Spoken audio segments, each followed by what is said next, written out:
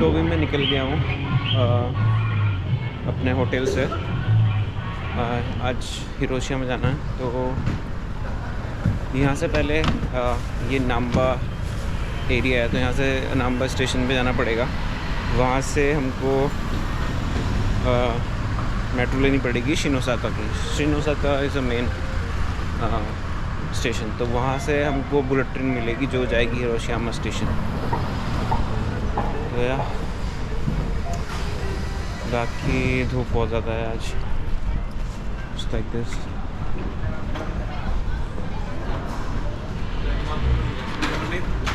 Begitu.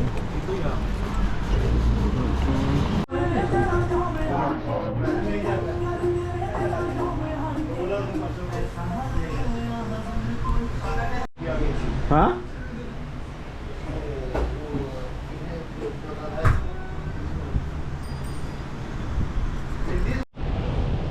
तो मैंने just अभी रुका था इंडियन रेस्टोरेंट में। मिर्ची मसाला करके कुछ जगह है यहाँ पे, जापान बहुत ही अच्छे लोग हैं वहाँ पे, तो वो इंडियन फूड बनाते हैं। और सुबह परांठे वगैरह खाए मैंने और चाय वगैरह बनाई उन्होंने, बहुत ही अच्छे से बात करी सब कुछ। आप मतलब यहाँ पे आ रहे हो तो नाम्बा स्टेशन में, तो यू मस्ट चेक दैट मिर्ची मसाला रेस्टोरेंट, काफ़ी अच्छा है। तो और वो बंदा भी बहुत अच्छा था, काफ़ी बड़े थे मेरे से खैर, और अच्छे से बात करी सब कुछ। तो आप एक बार ट्राई कर सकते हो उसमें जाके।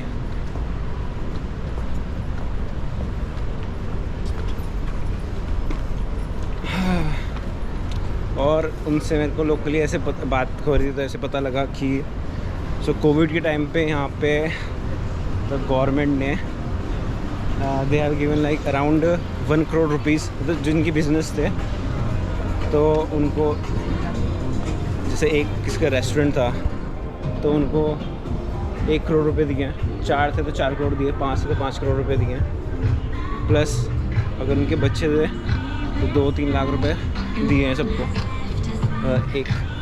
एक लड़का है तो 2 लाख रुपए, 2 हैं तो 4 लाख रुपए, ऐसा करके कुछ दिए।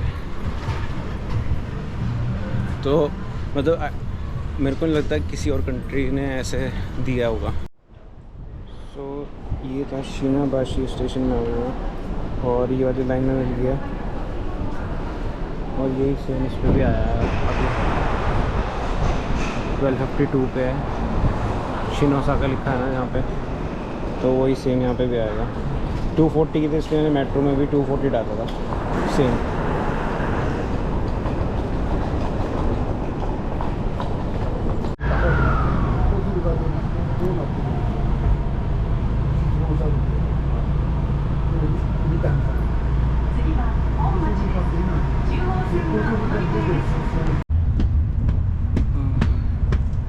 तो ये नॉन रिजर्व्ड है, तो आप कहीं भी बैठ सकते हो।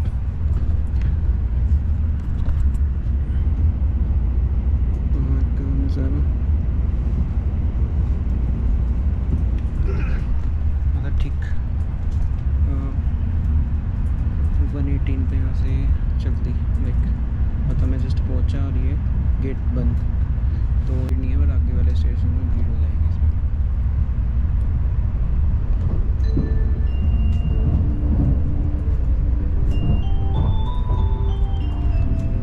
तो मैं पहले, मेरे को भी नहीं पता था कि रिजर्व्ड है नॉन रिजर्व्ड है, बट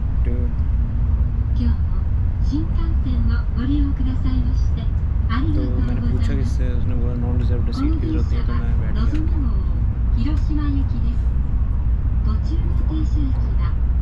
इसकी नॉन रिजर्व्ड की है 4170 येन करके, मतलब 2000 रुपये कुछ लेके चलो, मतलब 1900 कुछ, मतलब एक साइड का। तो ठीक है, इट्स वॉट द पास का यूज़ हो रहा है तो सही। 1 घंटा 23 मिनट लगेंगे इसमें कम से कम।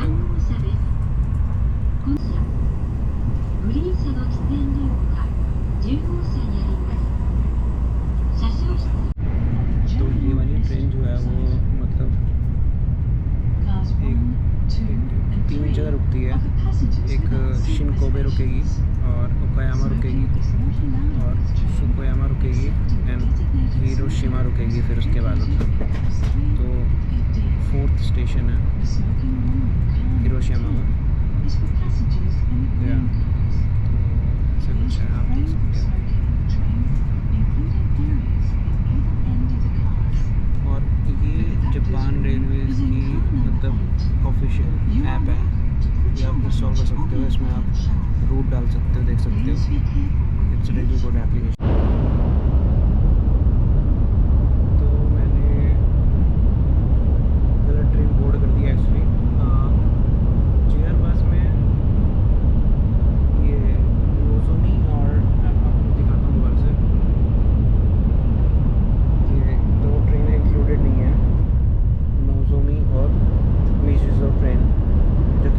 ले लिए और मेरे को उन्होंने बताया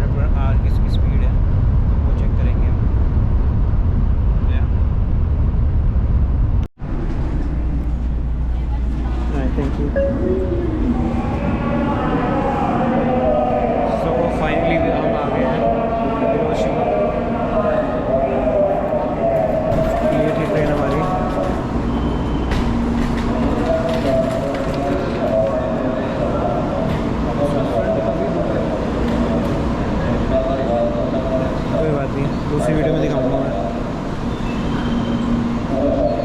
अब हमको जाना है, यहाँ से मेट्रो लेनी पड़ेगी दोबारा से शायद।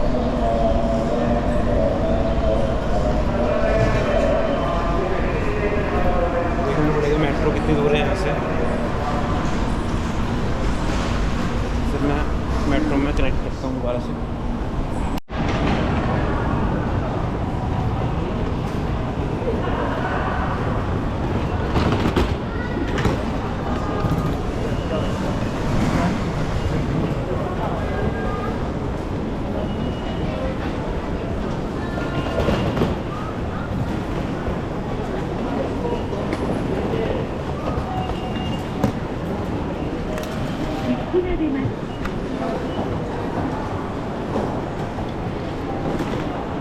तो अब यहाँ पे देखना पड़ेगा सबवे कहाँ पे है, क्योंकि ये मेट्रो लेनी पड़ेगी, येलो लाइन है। गेन बैक टू होम, तो देखना पड़ेगा।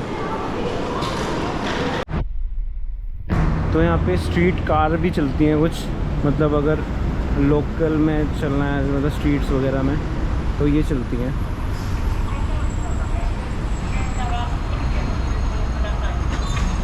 जैसे मैं अभी हिरोशिमा स्टेशन पे हूँ, तो यहाँ से अगर मेरे को एटॉमिक बॉम्ब स्पॉट है वहाँ तक जाना है, तो ये लोकल चलती है, या तो आप पैदल भी जा सकते हो, आपकी मर्ज़ी है। इसका 220 येन का टिकट है, 9 टिकट समथिंग का लगा लो आप कुछ अराउंड में। तो ऐसा है।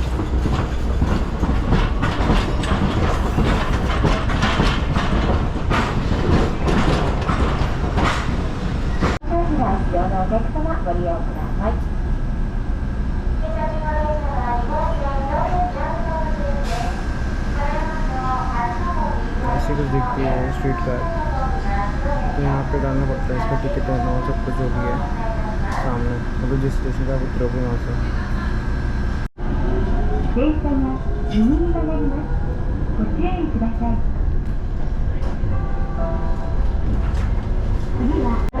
ट्रेन और मेट्रो का सारा सिस्टम जो भी है वो सब कैश में चलता है, तो आप कैश भी यूज़ कर सकते हो इसमें। तो इस वाली मशीन में कैश और कॉइन दोनों चलते हैं एक्चुअली में। तो इसमें पास अभी पैसे हैं, तो ये इसमें चल जाएगा। और ये 10 स्टॉप रुकेगी, तो मतलब 15 मिनट लगाएगी यहाँ से। तो ये सारे स्टॉप्स हैं इसके, तो लास्ट में यहाँ पे और 50 मीटर की वॉक है, जस्ट लाइक थोड़ी सी वॉक है बस। तो अच्छा ऑप्शन है, अच्छा है। यहाँ पे सीधा वहाँ तक दे रखा है इन्होंने। इस ट्रेन में मतलब ड्राइवर की कोई ज़रूरत नहीं है आपको, बस यही है, यही पैसा कलेक्ट करती है और यही चला रही है इसको। तो सब ऑटोमेशन पे है बेसिकली, आपको पे करना है और खुद चलेगा, खुद ही रोकती है, खुद चलता है। तो कोई मैनुअल इंटरप्शन नहीं है इसमें बीच में। सो मैं अब इसमें से उतर गया हूँ। ये थी स्ट्रीट कार। ये लोग पैसे भी चेक नहीं करते कि मैंने कितने पैसे डाले। मैंने उसमें 2 सिक्के डाले, 3 सिक्के डाले, कुछ भी चेक नहीं किया, बस ऐसे ही लाइक नॉर्मल कलेक्ट किए और just like that. So finally मैं पहुंच गया एटॉमिक डोम हिरोशिमा में, और ये रहा सामने मेरे। आपको मैं दूसरे एंगल से दिखाता हूँ इसको।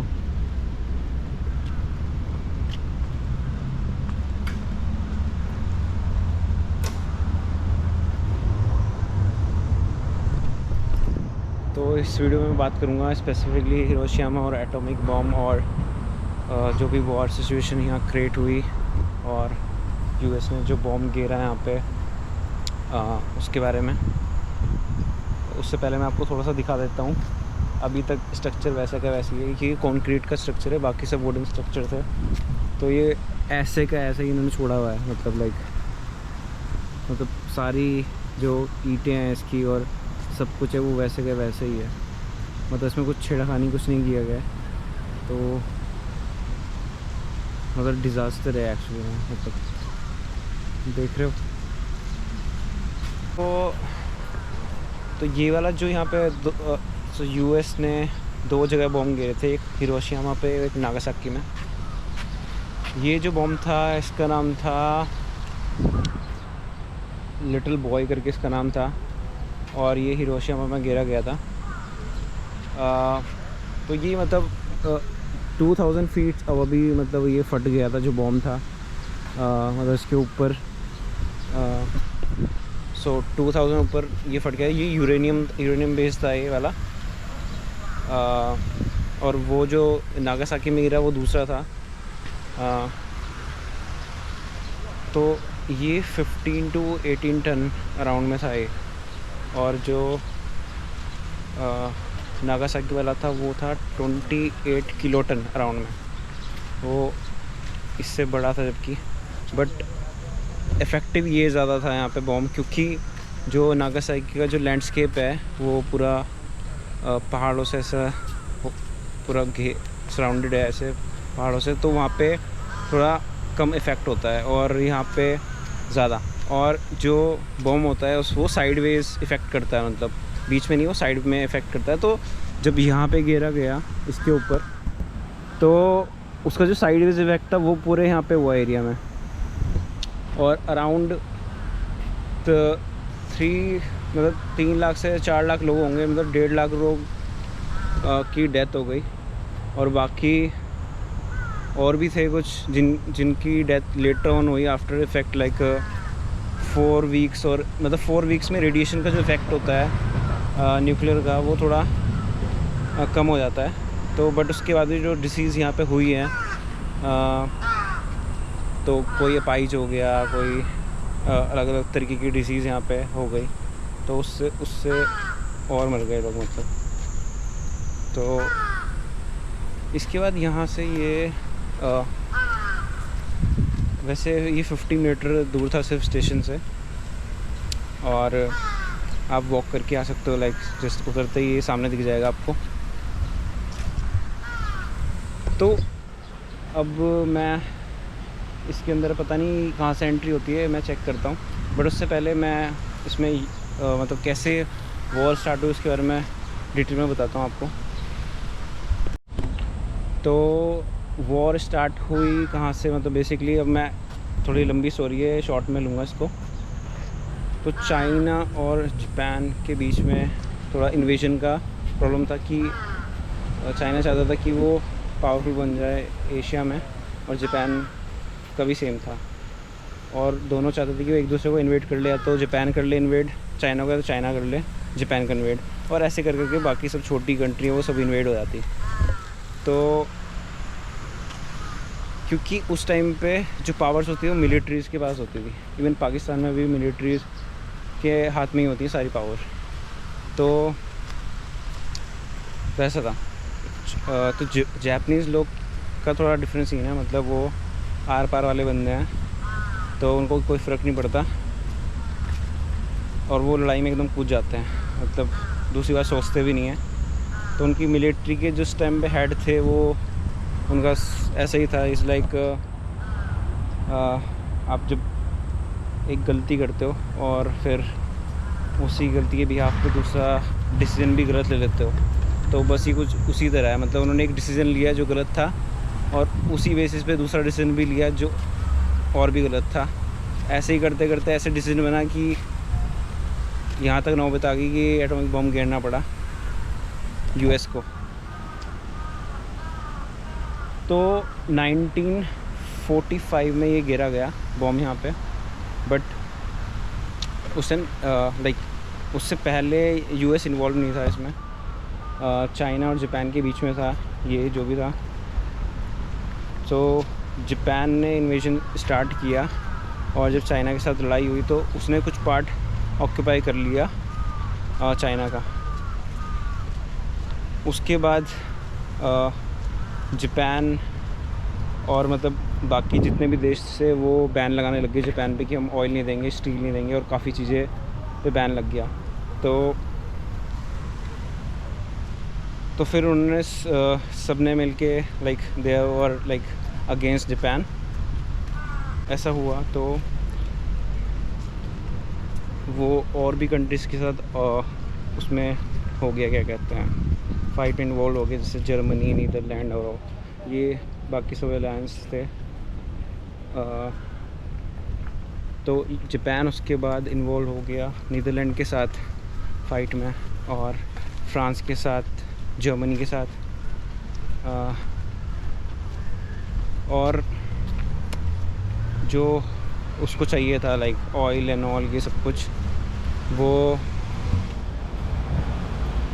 उसको वहाँ से कहते हैं इंडोनेशिया और फ्रांस से स्टील वगैरह। तो उसने सोचा कि फ्रांस को ऑक्यूपाई किया जाए, तो उसने इन्वेजन स्टार्ट किया फ्रांस पे भी। और जब ऐसा हुआ तो क्योंकि यूएस के पास भी जो ऑयल वगैरह था और काफ़ी चीज़ें थी वो फ्रांस से भी एक्सपोर्ट होती थी, तो ये बेसिकली यूएस और जापान के बीच में एक वो स्टार्ट होगी प्रॉब्लम यहाँ पे। और यूएस ऐसा चाहता नहीं था कि सुपर पावर बन जाए, तो यहाँ से कॉन्फ्लिक्ट स्टार्ट हुआ। अब यूएस ऑलरेडी चाइना के साथ था, और ये वैसे ही सब जगह लड़ रहा था, क्या कहते हैं, जापान सबके साथ यूरोपियन जोन में। फिर ये इससे पहले ये रशिया के साथ भी इसने ट्राई किया कि ऑयल वगैरह वहाँ से रशिया सोवियत यूनियन से यूएसएसआर से, बट वहाँ पे बहुत बुरी इन्होंने मार खाई वहाँ पे, तो इसलिए इन्होंने वहाँ पे ट्राई नहीं किया। तो फिर उसके बाद जब यूएस से इनकी लड़ाई स्टार्ट हुई तो यूएस भी इन्वेशन पे आ गए कि जापान को इन्वेट करने के लिए। तो इन्होंने क्या किया, यूएस के जो ट्रूप्स थे वो इनके सराउंडिंग में थे। लाइक एक पोर्ट है हवाई करके, पाल हार्बर करके नाम है उसका। अब जापान को डर था कि भाई यहाँ से बॉम्ब वगैरह गिर देंगे या कुछ भी, तो उसने क्या किया, फर्स्ट अटैक जापान ने किया यूएस पे।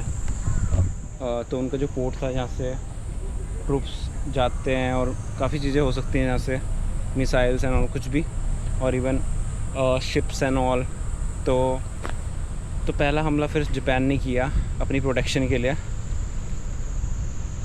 उसके बाद यूएस ने, मतलब उनकी गवर्नमेंट ने सब कुछ देखा कि क्या करना चाहिए, और यहाँ तो उनकी कुछ लिस्ट तैयार हुई कि लाइक 4-5 सिटीज़ थी जिनकी लिस्ट तैयार हुई कि इन जगह पे हम बॉम्ब गिरेंगे।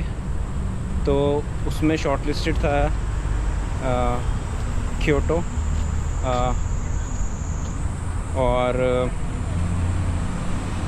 टोक्यो नहीं था, क्योटो था, और ये था क्या कहते हैं, हिरोशिमा था, नागासाकी था, और एक और था काराकुका करके कुछ नाम है, याद नहीं आ रहा, बट वो भी था इंक्लूडेड। तो मतलब मेन टॉप पे थे हिरोशिमा और वो कारासुका करके कुछ नाम है वो था। बट जब यहाँ पे बॉम्ब गिरा, जब यहाँ पे एटॉमिक बॉम्ब गिरा इन्होंने,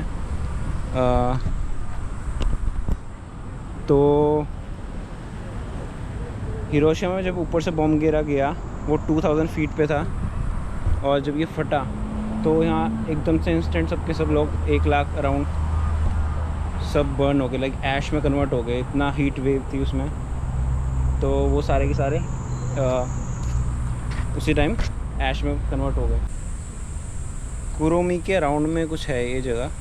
तो ये था, मतलब ये था इनका प्लान कि यहाँ पे गिरने का। बट जो सेकंड बॉम्ब था वो फिर जब ऊपर से फ्लाई करके जेट से आए तो वहाँ पे क्या था, स्मॉग थी बहुत सारी, तो उनको टारगेट नहीं दिख रहा था डायरेक्टली कि कहाँ पे गिरना है। फिर ये नागासाकी में गए, वहाँ इन्होंने बॉम्ब ड्रॉप किया सेकंड। इसको नाम है इसका बिग फैट आई गेस करके नाम है उसका।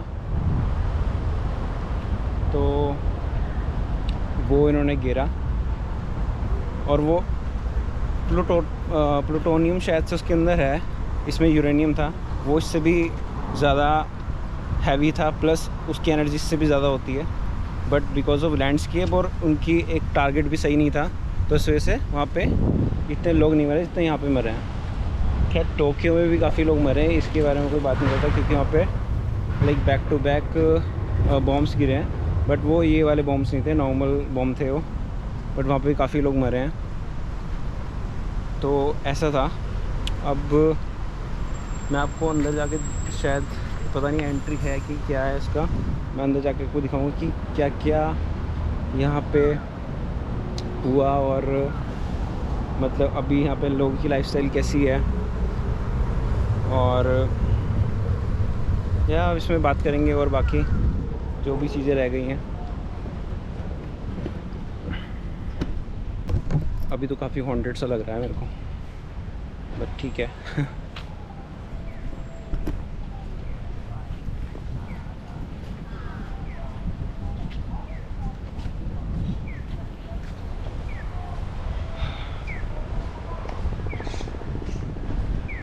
तो ये इसका मैप दे रखा है इन्होंने यहाँ पे। खैर ये सिटी की गाइड है। खैर आपको कहाँ पे जा सकते हो आप, जो भी Peace Memorial Park, Hiroshima Castle है, और ये मेन टूरिस्ट अट्रैक्शन प्लेसेस हैं, और इनकी जानकारी दे रखी है, ट्रांसपोर्टेशन हब कहाँ पे है।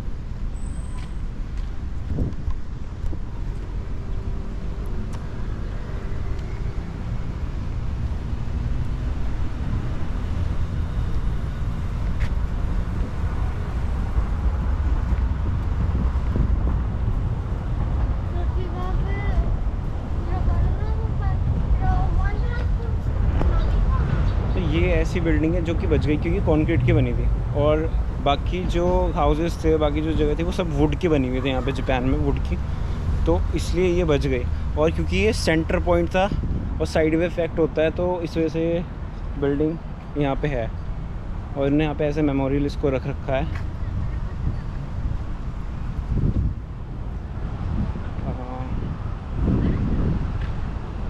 इसके बगल में और क्योंकि ये सिटी इसलिए सिलेक्टेड भी की गई क्योंकि मिलिट्री एरिया था, मतलब ये सारे जो सिटीज़ थी वो सारी मिलिट्री एरियाज़ में आती थी, और यहाँ से बहुत सारे वेपन सप्लाई भी होते थे। तो एक ये ब्रिज है, जैसे यहाँ से इस ब्रिज से बहुत मिलिट्री वगैरह यहाँ से जाती थी।